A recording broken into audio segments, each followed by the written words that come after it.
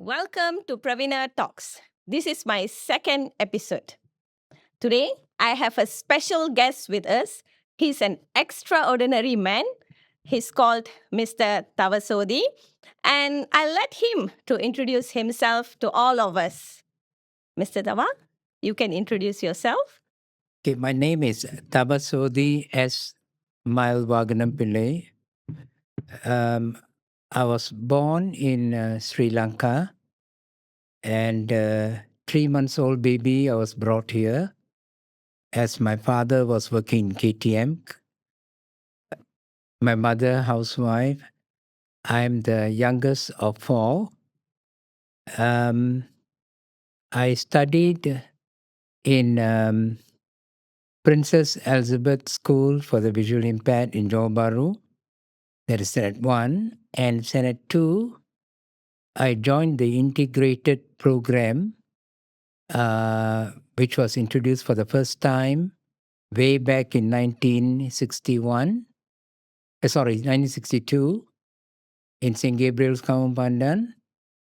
And in Senate 6, I moved on to St. John's Primary and Secondary in St. John's Secondary School as well, and finished my Form 6 education. Went on to the University of Malaysia, did my bachelor degree in history, went on to do diploma in education in TESOL and history, and started teaching in Taman Petaling Girls' School on 17 January 1981. After teaching for 9 years in that school, I was awarded a scholarship by the Ministry of Education to pursue my master's in Tasmania in special education, and went on to Sydney to complete, and came back, and I was in the same school until I retired in 2008. I also did kursus kepengetuaan in Institute Aminuddin Baki in Genting between 2001 2002, and again I continued teaching until I retired on April 2008. Wow, what a wonderful journey, Mr. Dawa. It has been a long one indeed, but with a lot of achievement, especially continuing your studies to the degree level in the best university in Malaysia. Hi Fi, I'm from University of Malaya also. I'm a graduate from there as well. And then, securing a scholarship to study in Australia from our KPM, it's a big thing. So thank you so much to agree to be in my show today. I'm sure our conversation for the next 1 hour will be very, very inspiring for all the people out there. That's my hope and intention today, so that we can also all be bold and courageous like Mr. Dawa and pursue whatever we want in life despite any challenges that might come our way. So, Mr. Dawa, I am aware that you are blind and also visually, I mean, or we it's a better term to call it's visually impaired. So how long have this been the case with you? Were you born or with this illness, or did it happen halfway through in life? So can you tell us more about that? Okay, I was born visually impaired, and my parents actually tried various doctors, consulting them and so on in KL, in Singapore, in Sri Lanka, India, and also Australia. But unsuccessful. But whatever it is, it is not. This one did not stop me from pursuing my education to the highest that I could achieve. Thank you for sharing that. So, looks like, how old are you now, Mr. Dawa, if you don't mind that $1 million question? Okay, I'm 72. Wow. Okay. So it has been like 72 years of journey. Okay. So we're actually very, very proud to have you here to share whatever you have faced in this 72 years of journey. It's a long one, and I'm sure you can share a lot of experiences and insights that will be so helpful to our society. Okay. So besides that, I've seen that you have accomplished a lot in life.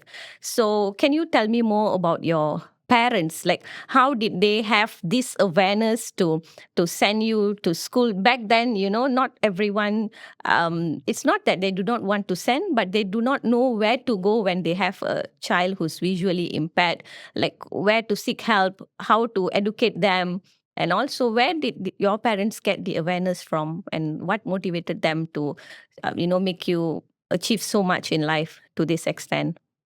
Now, at the beginning, yeah, they were ignorant and they were not sure.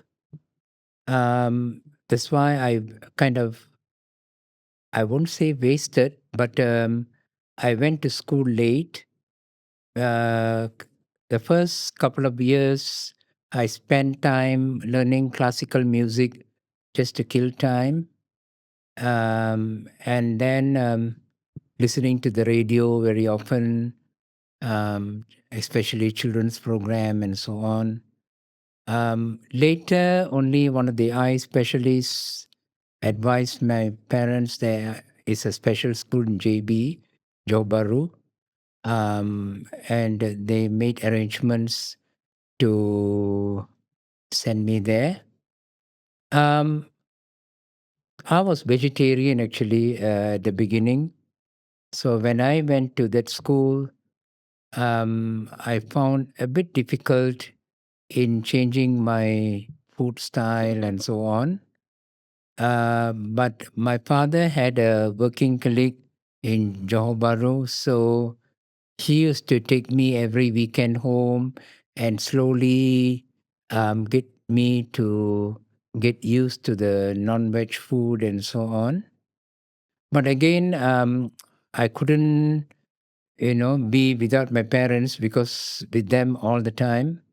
So I was finding ways and excuses to get out of the school so that I can go back by saying, children are kind of bullying me and all sorts of, most of it was a lie actually, just to get out of it. So, but whatever it is, after a couple of months, I managed to get used to the school and I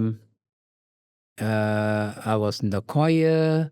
I took part in sports, and it was really interesting. I was there only for 2 terms because in at two, myself and there's one more guy, we were selected to join the integrated program for the first time, where visually impaired children were experimented in a normal school.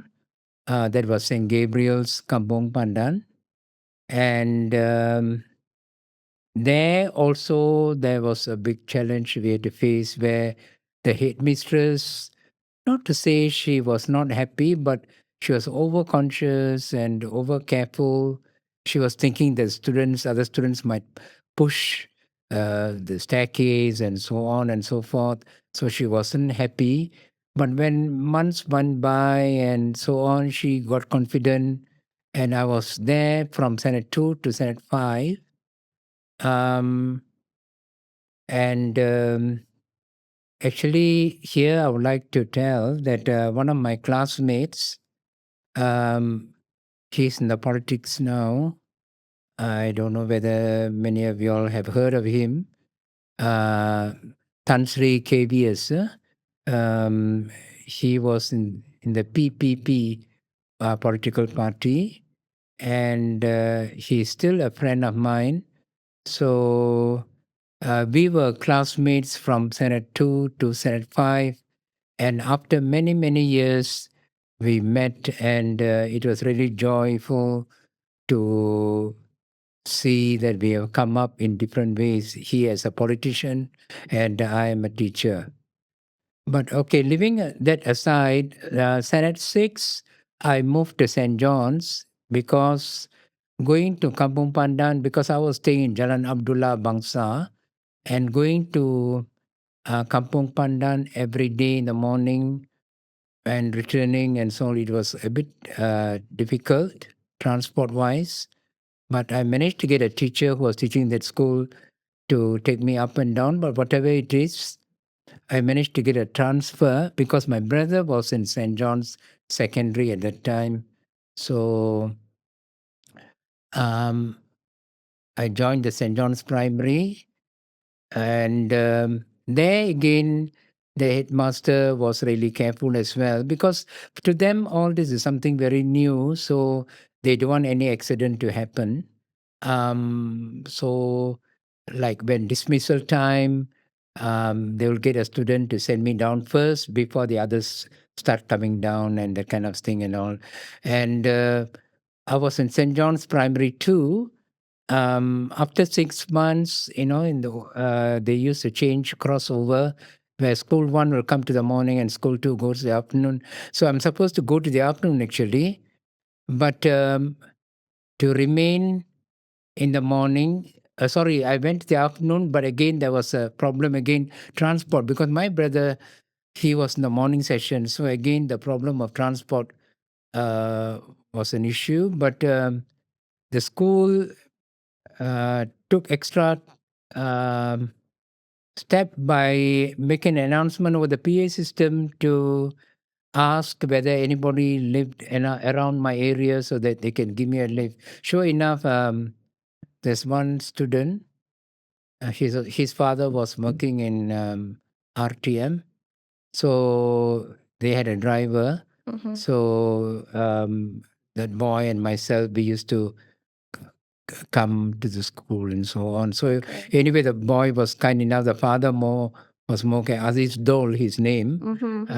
He was working in RTM, so he helped, and my transfer problem was solved. And from Form 6, I went up to Form 1 and finished Form 6 and went to the university. Yeah. That's been a beautiful school journey. I could see from what you said that there's been a lot of kind souls that help you throughout your journey. And the part that I would like to really highlight here is the doctor who advised your parents to send you to school and mention about the special school. So I think that's something very important. If we have certain informations, I think we should share it to people so that it will reach the needed person or family or community. So in your case, I think the doctor played a big role in giving the message. So likewise today, our whole show today, I really hope anyone watching this will share this information to maybe of a family who has a child who is blind or visually impaired, or you might have a relative or friends or distant family members who are visually impaired. So please share this information that there are schools available in Malaysia, special education schools for the blind, so they can go to school and they can pursue their studies and also their ambitions and achieve a lot, just like Mr. Dawa. It's possible, and we have the facilities in Malaysia. So yeah, please share it to everyone when you watch this show. Okay, Mr. Dawa. Next, we would like to go into some questions that, when I told my friends and colleagues that, I'm going to interview you today. So they had like lots of interesting questions that they wanted to know. So some of it I've brought it here with me to ask you. So it's more of like your daily life. So how do you choose your clothings, like colors and like, what do you want to wear and things like that? Yeah. That's a bit tricky though, but yeah, I just choose by random and all that. But some of the clothes I can kind of feel it. I don't know. Uh-huh. But I'm not really, unless there's really, really special occasions, then I'll get consult, I had advise my family members. Mm-hmm. Otherwise, in most cases, I'm doing it at random. Yeah. Okay. Nice. Do you have a favorite music Music. or I a like favorite? sentimental music, Suli. I like music. Mhm. I like sentimental music a lot Okay. because I also studied Indian classical music and Okay. so that Sangeetam. Okay. And because before I went to school, Mm-hmm. I spent my time learning Indian classical Okay. Yeah, as you mentioned just music. now. Yeah. Yeah. Mm-hmm. So that's why I went to school 2 years later, Okay. as compared to the others. Okay. People go to school at age of 7, but I went at the age of 9. Okay. Mm-hmm. Yeah. So that's but you still made it in life. That's what Yeah. matters. Yeah, that's most important. Yeah. Because that's the end result. Yes. Of course, it is. Besides that, how about using your money? Like spending money when you go out. Like how do you know? Money, I'm used to money. That's no big issue. Okay, how do you But recognize it? by feeling it Okay. and also the size of the currency and so Okay. on. Okay.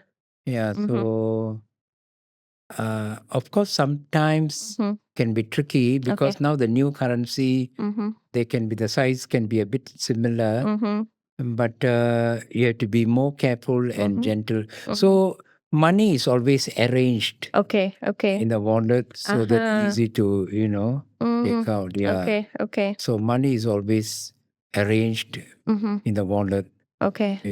Okay. So we don't just throw the currency all over. Okay. Arrange it carefully, Okay. So that it's easier for you to. Yeah. Okay. So it's correct. in order. Yeah. Okay. Oh, that's a good idea. Yeah, that's good. That's nice. How about handphones? Like using handphones nowadays, it's a technological world. Yeah. WhatsApp messages, and so how do you handle all But this? handphone, you see, now we don't feel like learning new things. I'm happy with whatever basics.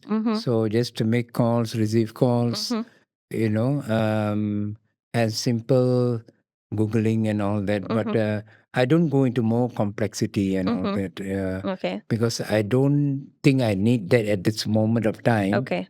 So actually, there are so many things where others are doing it, but for me, I'm just satisfied with whatever I have. You see, yeah. How about WhatsApp messages? If someone texts you, how No, do I'm you? not quite good in that. So okay, Yeah. do you have like a system or something that reads the text for you? Actually, they have. Okay, Yes, they have text to be read and so on. Okay. Yeah, Okay. they do. But all that part of it, I'm not so good in that. Okay. I Okay. accept the fact. Yeah. Okay, but there are technological of course, aspect of it. course. Okay. Yeah, of Which course. which is of help for the visually impaired. I Yes, see. yes. Okay. Okay. In fact, they can go to the association and learn that as well. I see. Okay. The use of new technology, phones or computers and all that. So, because actually, I got the feel of the computer when I went to Tasmania because they got the computers already donated by the Lions Club in Tasmania. So that's the first time I started using computer and so on. Nice. Because there they were very well prepared, actually. Okay. Before I went, everything was in place. So it was really good, Okay. So my family came with me. So, as far as shopping is concerned for my wife to do children preschool and all that, everything was all kind of ready, you see. So it was well organized. Really, really, it was well organized. Okay. Thank you for sharing that Yeah, with us. because they didn't want people to waste time, looking for things and all that, They got the volunteers. Okay. Everything was just, and the flat where we rented also was just by the side of the campus. So Accessible. and then they teach you how to get up to the campus and back to the flat. And the family to get to the whatever supermarket or kindergarten and so on.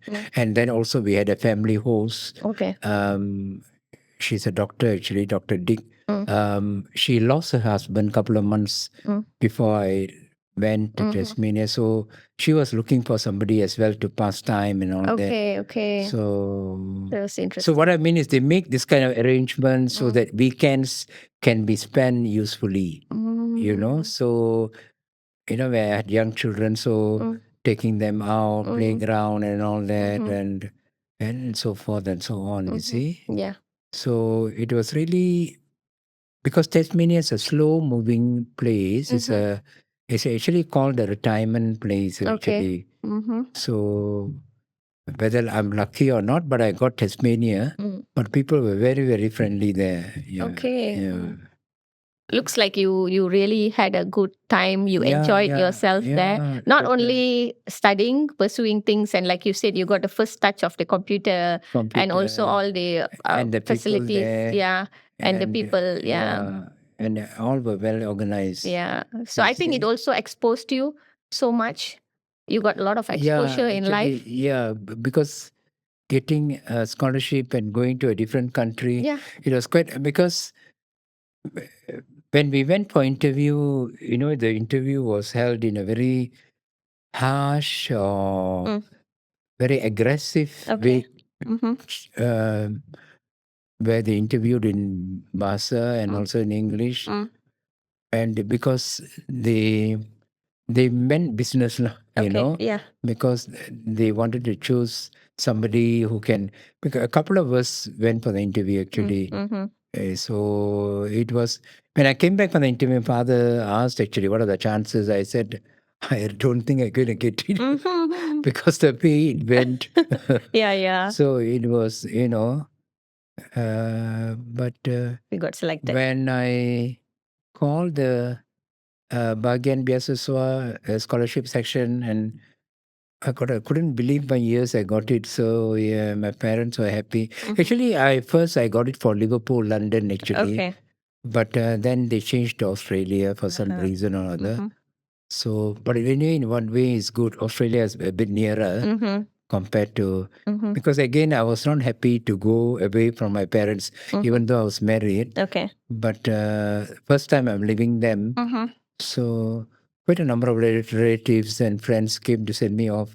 It was really a good thing to happen. Yeah. I could still see the joy in your face when you are relating your experience of winning the scholarship and also, being able to study in Tasmania. So the joy is still there, your face is brimming with joy. Because until now, I can't believe it, but I got it. Yeah. But yeah, it was really good. It was really It is a good. lifetime achievement, Mr. Dawa, for you. Yeah, it And then is. when I went to Sydney, I met many of my relatives Okay. and so on, whom I haven't met at all. Okay. But it was a starting ground because from then on, my contact with my relatives are still very strong. Okay. You see, again, I'm actually this coming 27th of March, I'm going to Sydney again to catch up with all these people and so on. So that's good. It was really good. If I didn't get the scholarship, I don't think I would have spent money to go to Australia. Yeah, that's expensive. Yeah, I Yeah. understand. Yeah.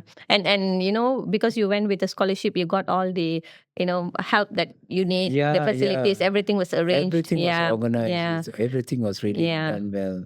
So the message here once again that I would like to deliver to everyone watching this episode 2 of my show is we do have scholarships for students who are blind or visually impaired in Malaysia.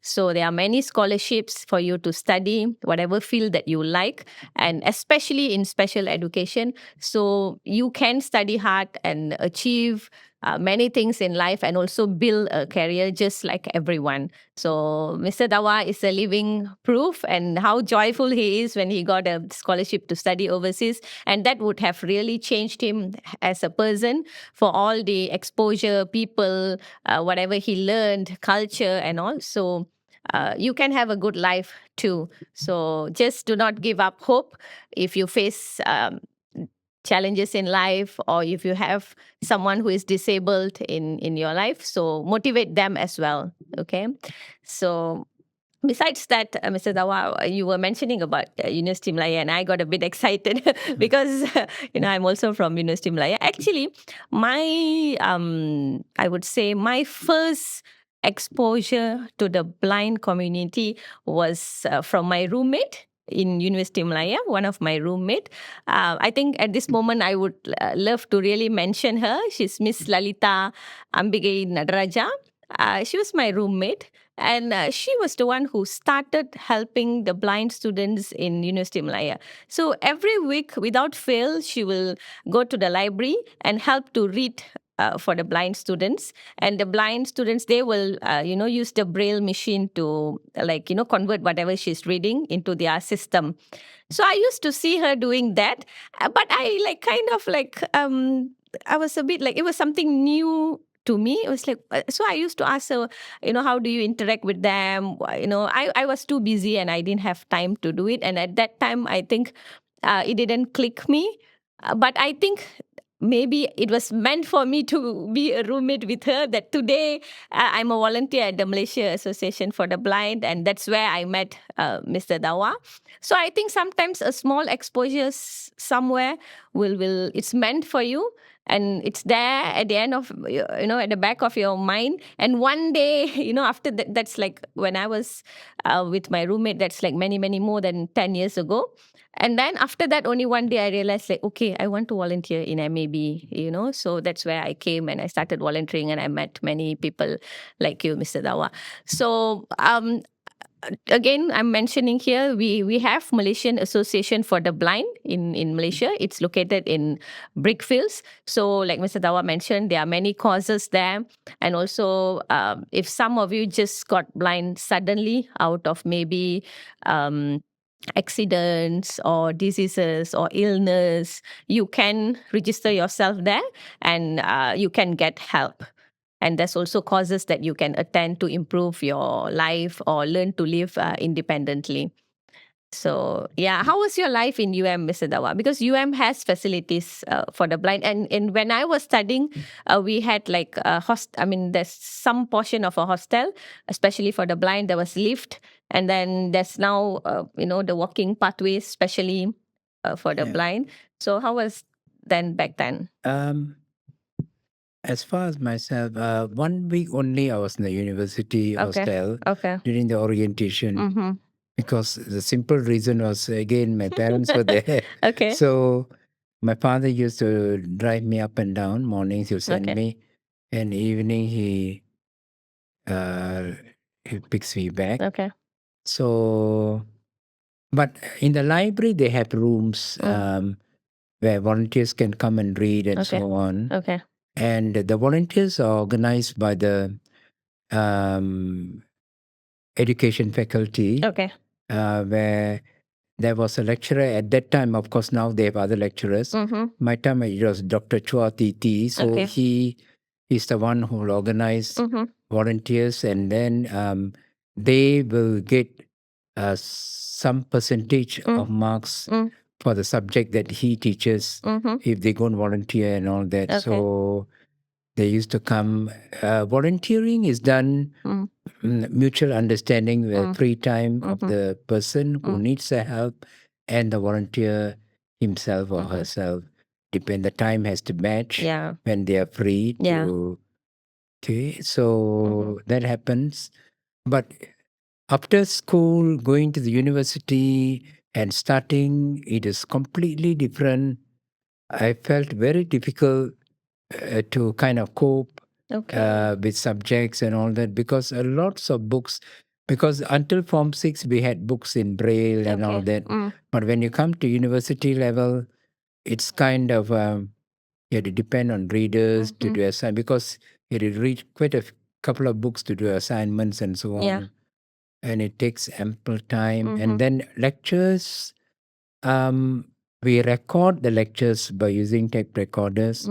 There are lecturers who are not so happy when you record their lectures. Okay. So you have to get permission from them. Some will say yes, some not so happy. Reluctantly, they might say, yes, but they're not so happy and so on. So you have to face all these problems and I don't know how now, I'm not very sure, but these are the problems that I faced.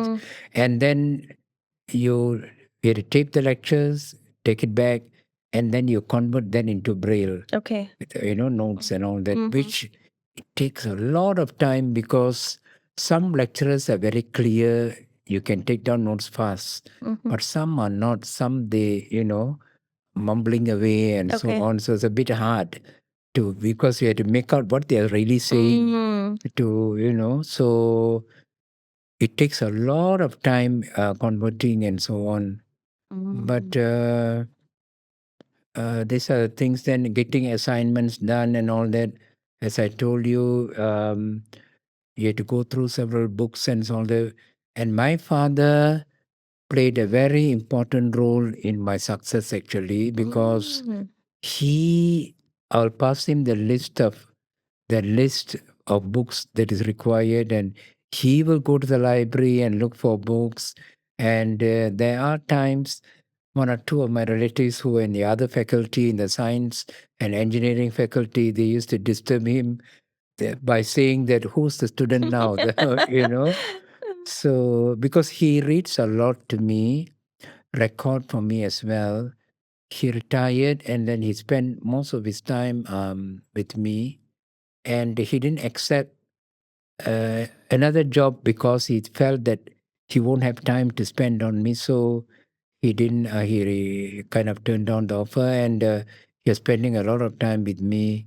Many of the relatives know that he really sacrificed a lot together with my mother. So it started from Form 6 actually, but it went more during the university time. So that's why when I left for Australia, my parents were still, they couldn't part with me. But yeah, but they were really happy that I got the scholarship. And of course, my family was there, but still they considered me like, small child. And I was the youngest in the family, as I told earlier. So, yeah. But university, yeah, it's really terrible. Went through, it's a 3-year course during our time, degree, finished. And during the convocation, because one of my relatives who was a lecturer in the engineering faculty, always he will give motivation by saying, we all be there to clap for you when you come up and all. So he managed to get extra passes to my parents so that a few of the relatives could come together as well. Normally they give only 2. Yeah. But managed to get about 7, I think. Wow. 7 or 8, yeah. So it was a real thing. Then I continued doing diploma in education. But actually I wasted a year after degree. I was thinking that I might get. My ambition was not to be a teacher actually at the beginning. I was trying other things as well, but maybe I'll talk about that later. Okay. Sure. Yeah. But later on, I went into diploma and did diploma, and then only I started started as a teacher actually. Okay. Yeah. So it was so beautiful to hear how your father sacrificed so much of his time, energy, and he was being there, being present for you, Mr. Dawa, like going to the library, getting the books. It's not a simple task. Like, he has to go and like, especially UM library, I know like how many floors we have, how many sections we have. It's not an easy task.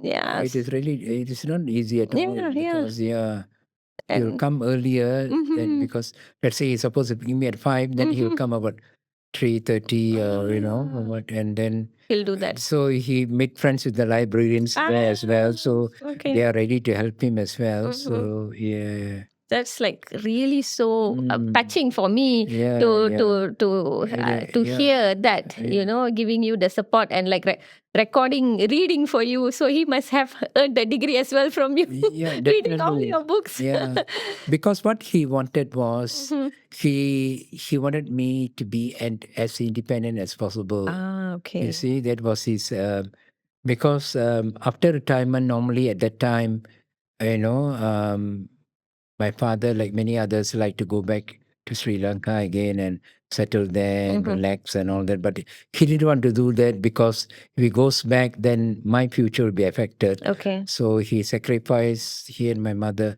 they sacrificed and they stayed on to see me so that I won't be dependent. Mm-hmm. And sure enough, I started teaching and I earn salary and my own money.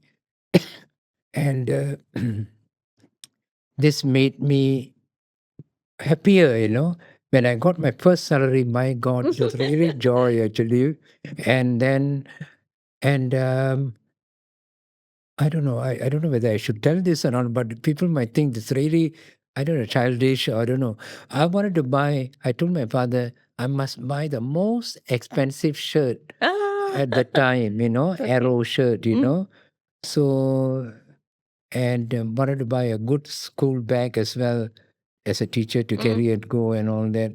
So what I mean is, so happy to use your own money to buy whatever we like, you see? Yeah. Mm. Yeah, I can see the joy in your face again, like when you're recollecting your memories, and it's so nice for you to acknowledge your No, parents. when you spend your own money, I think nothing. That's the most happy moment, actually. You know. Yeah, it is. Yeah, and for you to get a job, of course it's not an easy thing. So you appreciate it more, with all the hard work you did during your degree. Correct. Like you said, so you were very resilient. Looks like you never gave up, although it was not an easy journey. You said, like UM and all. Yeah, it's not easy. It's Yeah. not easy. There are times about to give up, but no, I said no. If I give up, then it's the whole thing will be wasted. Okay. So I tried until the end, but it was not easy at all. Definitely. Okay. We really congratulate you on your achievement, Mr. Dawa. Being a normal student in UM, abled, even it's tough because it's the best university in Malaysia. So it's not an easy journey. A lot of research to be done. A lot of paperwork to be done. So for you to manage, I can understand how double, triple the effort you should have put in. So really, congrats to you, Mr. Dawa. Yeah. And coming back to my question is, you have felt how much your parents loved you and supported you. What if I would ask you to give, I wouldn't call it advice, maybe a message to the parents out there who might have children who are blind or visually impaired? What message would you give them, Mr. Dawa? Yeah, I don't know. There are parents, they feel that nothing much can be done to their children. They shouldn't think that way. There are a lot that they can do. And do not feel shame or shy that you have such children. You see, children are born, that's not your fault, not the children's fault. So now they are there, see what's the best you can do for them. Find out what's the nearest that you can approach and get things for the children so that, remember, they must lead an independent life. Okay? I mean, they shouldn't expect siblings to help out or whatever. You see, we have to face reality. Yeah. Siblings are there, yes, they will help. And I'm not saying all siblings um, are not so helpful, but there are. But whatever it is, as I told earlier, nothing like being independent, earning, and spending. Yeah. Okay? So maybe one day out of anger, somebody might say, after all, I give you the money. Every month I'm giving you money. That's why, we don't want such a thing to happen. Okay? Whatever minimum you get, at least you are earning to get that minimum amount of money. So make sure this is something that parents please do for your children who are not able. You have to make them able. Okay? Don't make them disabled. Okay. This is what you call disabled, where they can't perform at all. So that is going to affect their future. When you are not going to be there all the time, what happens when you are not around? My parents always think of that only. You see, when they are not around, who is going to help? Who's going to help, you see?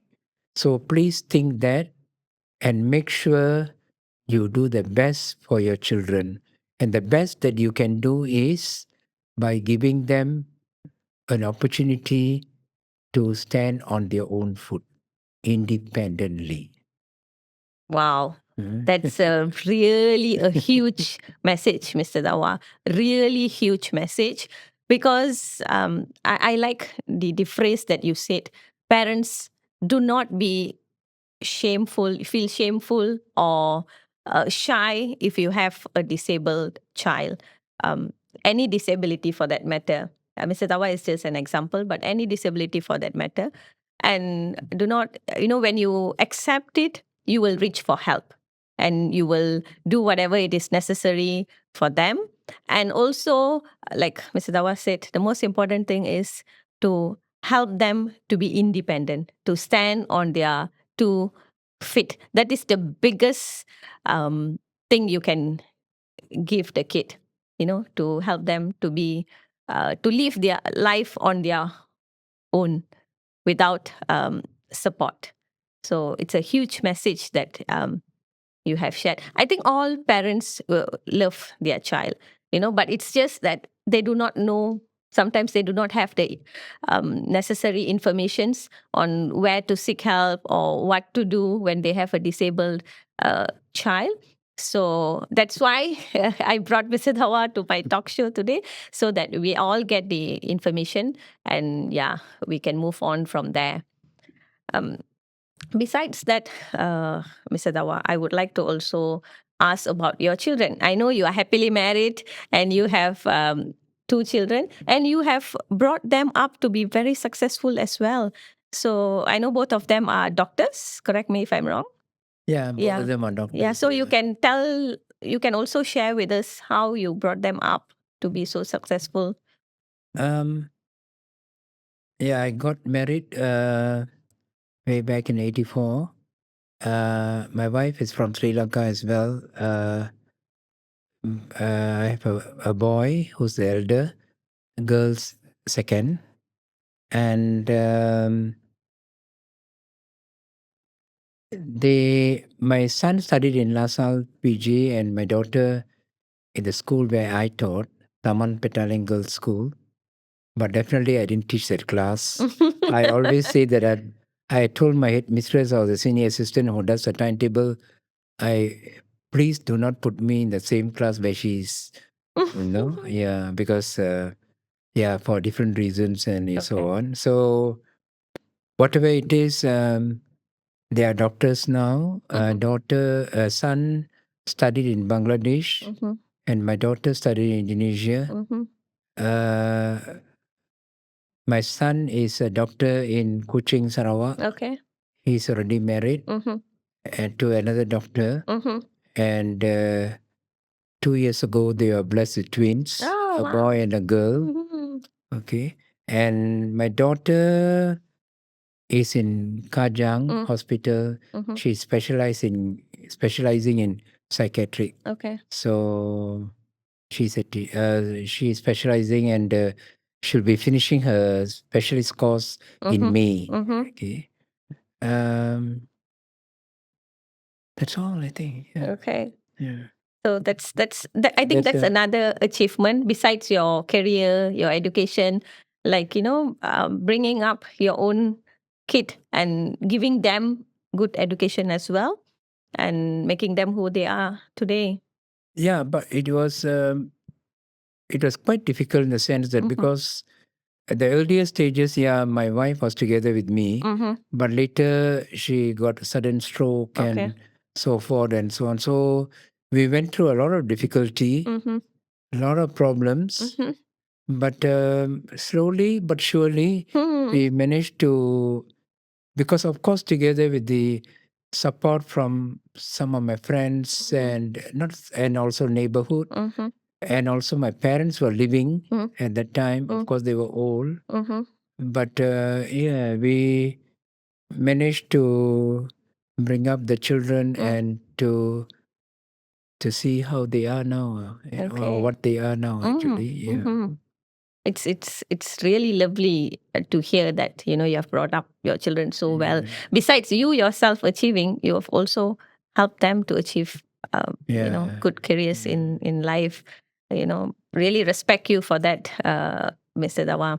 It's also inspiring for many people out there that it's possible to achieve good grades in your studies, to get scholarship, and also to be happily married.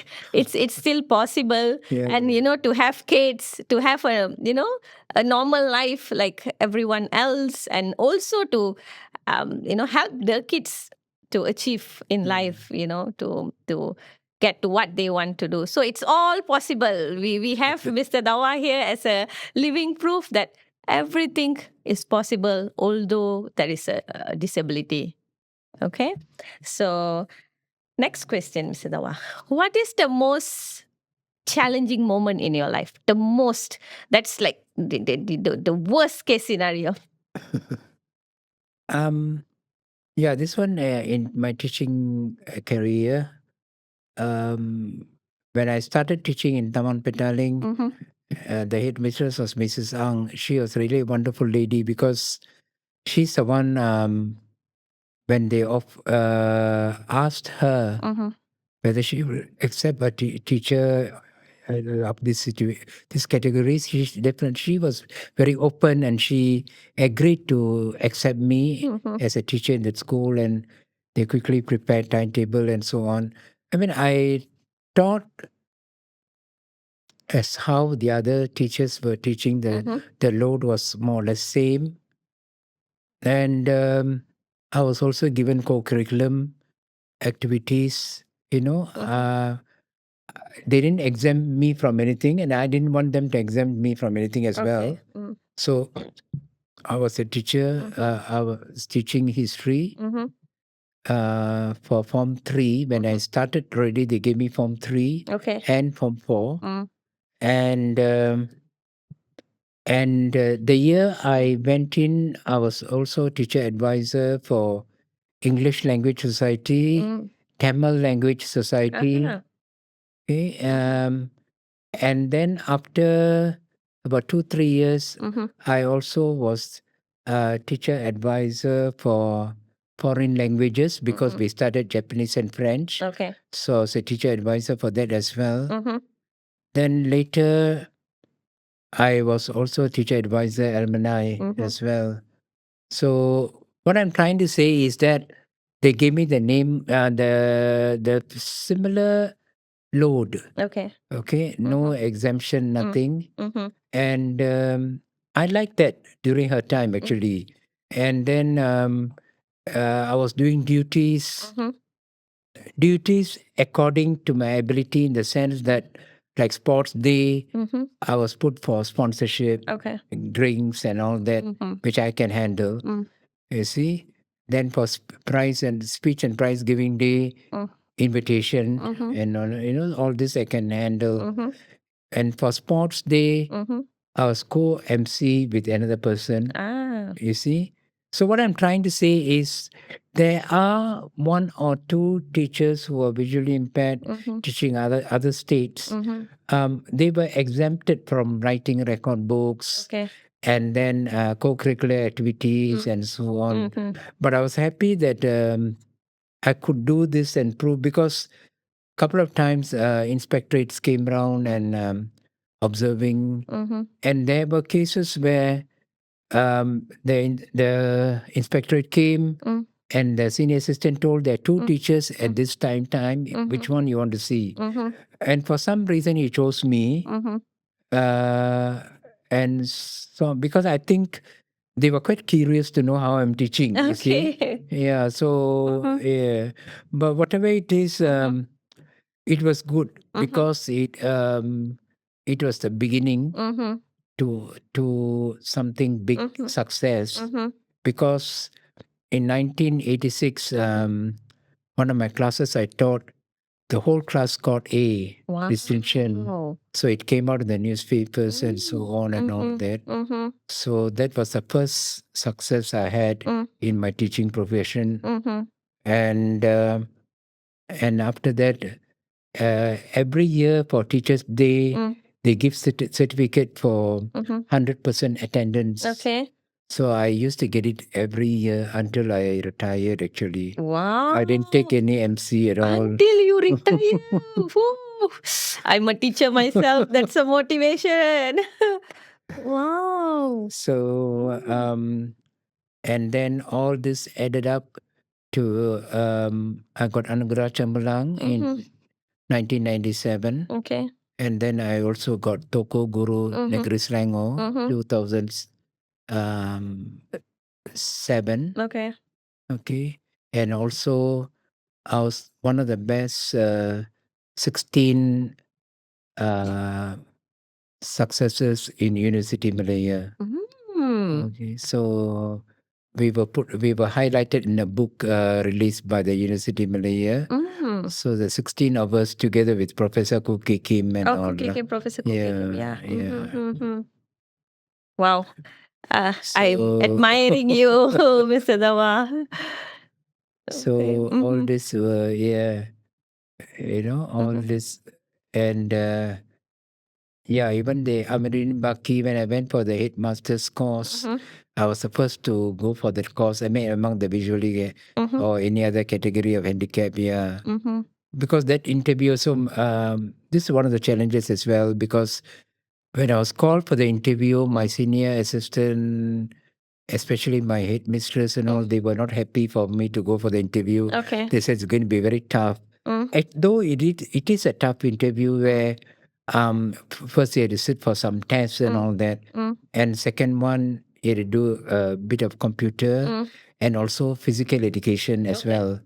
You had to do some exercises within a certain time limit and all that. So you had to get through all this before you go for the final exam, where they will give you problems and they want to see how you overcome it and all that.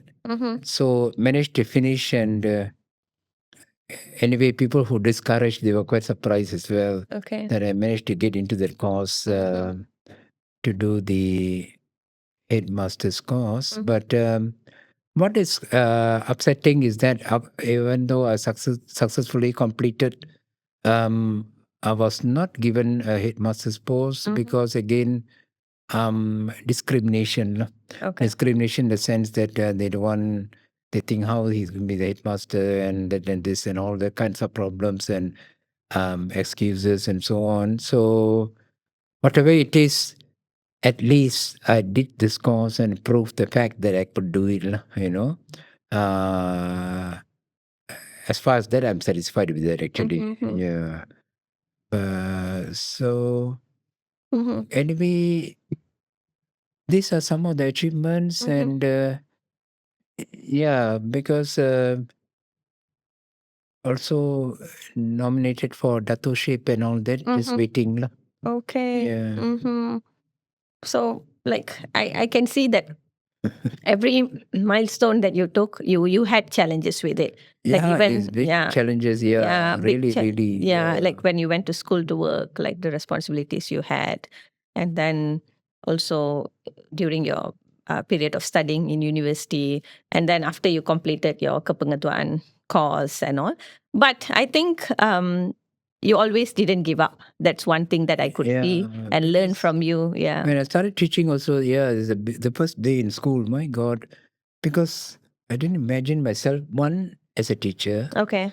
Number two, teaching in 100% girls' school. My God. Okay. The first question I asked my headmistress, is there any other men teachers in the school? Okay. Sure enough, there were another two of them. Okay. So when I went to class, the students were throwing questions, a few questions there and here. They know they're testing, that's what they do, testing. So testing the sense that they want to see how confident we are, and that kind of thing and all that. Especially the good classes, they are, but as I told you, my ambition was not to become a teacher. In fact, I told my students, Mm-hmm. first thing, I'm very frank, I told the students, my ambition is not to be a teacher. Mm-hmm. But it doesn't mean that I'm going to punish you all by showing a hatred to the profession. Yeah. You know, I'm always will try to make this subject that I like very much. Mm-hmm.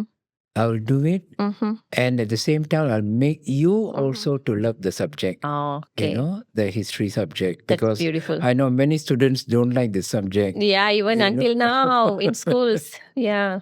So, it's a tough one for them. Yeah. Yeah, I know. But I don't blame anyone. Yeah. I mean, it is quite difficult, Yeah. quite one. But we think that way, then we won't study, Yeah. we won't do well. Yeah. Yeah. You know. Mm-hmm.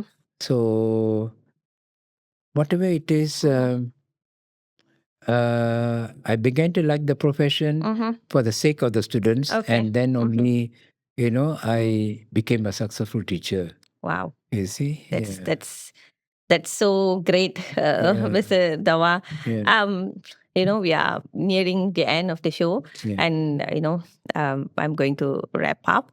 And I think I would like to end with a quote by Helen Keller. Do you know her? Yeah. You know, so she's famous among the deaf and the blind community. Yeah. So for people watching, Helen Keller, or called as Helen, she is an American author, disability rights advocate, political activist, and also a lecturer. She was deaf and also blind, but has achieved a lot in life, and she has been a motivation for all the deaf and blind community till today.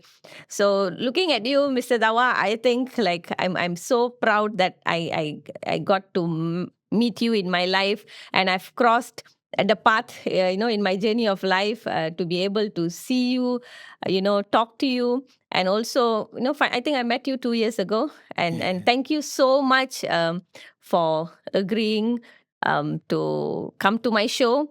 And I think whatever you have shared is so heartfelt. I can see that, and I'm really very, very sure it will benefit everyone out there, and they will share the messages with whoever it is needed as well. And to close, I would like to say a quote by Helen Keller. The famous quote that I really love from her is, she said, "The only thing worse than being blind is having no vision." Do you agree, Mr. Dawa? Yeah. So I could see in your life as well. So being blind is not the worst thing. Having no vision in life is the worst thing. So everyone out there, be bold, be courageous, accept yourself, whatever you have, that is you, and pursue your beautiful life. Thank you, Mr. Dawa. Thank you.